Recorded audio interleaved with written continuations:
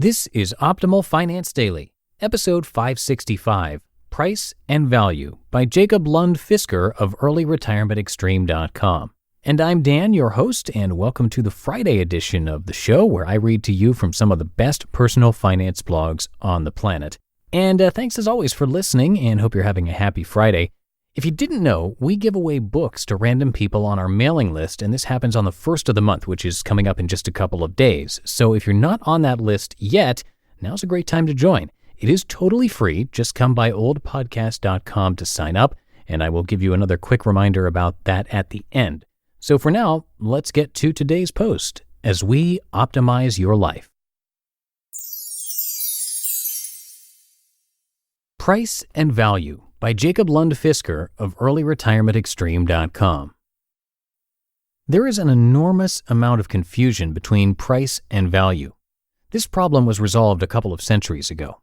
I'm sure someone with a recent college degree in economics can tell me who finally solved it. But for a long time, there was great debate over whether price and value were the same thing. Kind of like there is still a debate in physics about whether gravitational and inertial mass are the same thing. First, if money is exchanged by spending time and possibly additional happiness or opportunity cost or whatever dimensions you may wish to add to your cost vector, you can see exactly how much extra stuff is worth. Conversely, employers exchange stuff for employee time. Second, whether you are willing to make the exchange comes down to your marginal value, loss, of doing work. That is, utility you're giving away versus the marginal value of happiness of an extra ice cream cone, say. That is, utility you're getting in exchange. At one end, if you're working very little, your marginal time is not worth much to you. It is cheap, so you don't mind working. At the other end, you're already working a lot of overtime, so it costs more. Conversely, basic needs are very valuable to you. You will pay a lot for indoor plumbing, which is surprisingly cheap, or the first glass of water in the desert.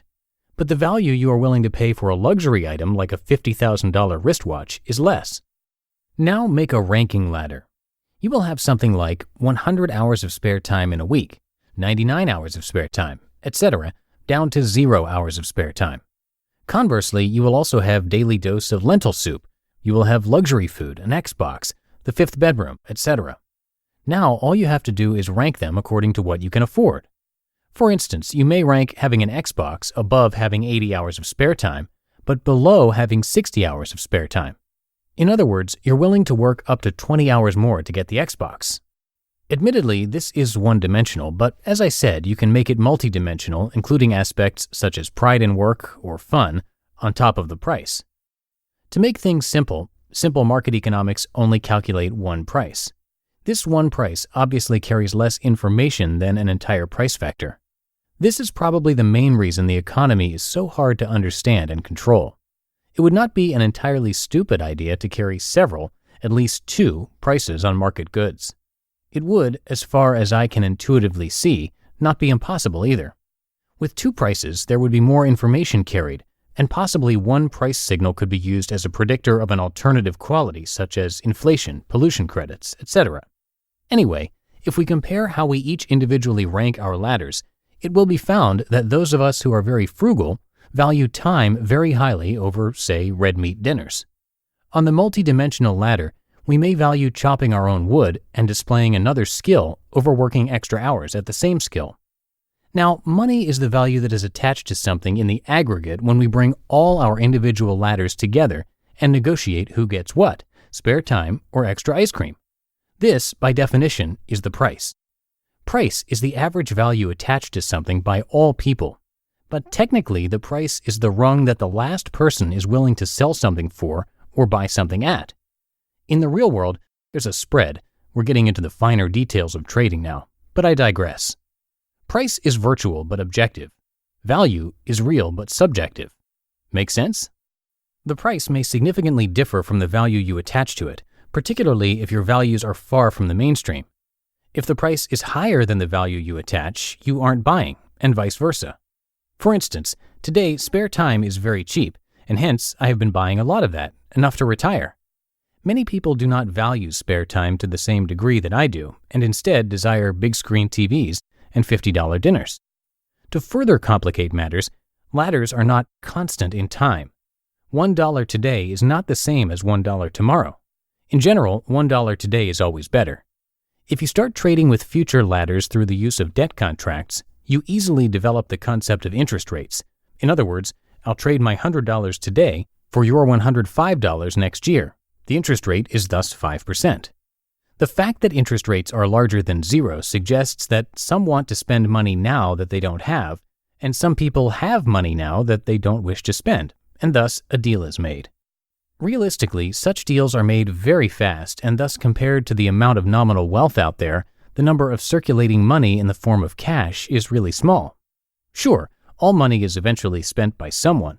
The key to understanding this is not that it will be spent, but when it will be spent and who will spend it. People hold money simply because they do not wish to spend it now, and they get paid by other people who do wish to spend it now. I tell you, thus, getting paid can be a powerful motivator for never spending it. I hope this made the concept of value, price, and spending money a little more clear. You just listened to the post titled Price and Value by Jacob Lund Fisker of earlyretirementextreme.com. And that was written almost exactly 5 years ago, and it is very much still relevant, but if it was a little bit tricky for you to grasp, if it wasn't quite clear enough, you can come by and read the article in detail. I always have the link to the article in the podcast episode's description. And as promised, just a quick reminder that we have another book giveaway coming up, and it's happening in just a few days. So if you want to be part of that and get some free tools from us, please do come by oldpodcast.com and sign up for our newsletter. And that will do it for today and for the week here on Optimal Finance Daily. Have yourselves a great weekend. Thanks so much for listening, as always. And I'll be back with you on Monday, where your optimal life awaits. Hello, Life Optimizer. This is Justin Malik, creator and producer of this podcast, but also Optimal Living Daily, the show where I read to you from even more blogs covering finance, productivity, minimalism, personal development, and more from incredible bloggers like Derek Sivers, Zen Habits, Mark and Angel, The Minimalists, and all the ones you hear on this show too. So if you enjoyed today's episode and like taking amazing blogs on the go, come on over to Optimal Living Daily and subscribe to that one too. And together, we'll start optimizing your life. You've been listening to Optimal Finance Daily. Be sure to hit the subscribe button to stay up to date on each new episode and head to oldpodcast.com. That's OLDpodcast.com for a free gift as well as more actionable tips and resources to help you maximize your potential. Thanks for joining us, and remember, your optimal life awaits.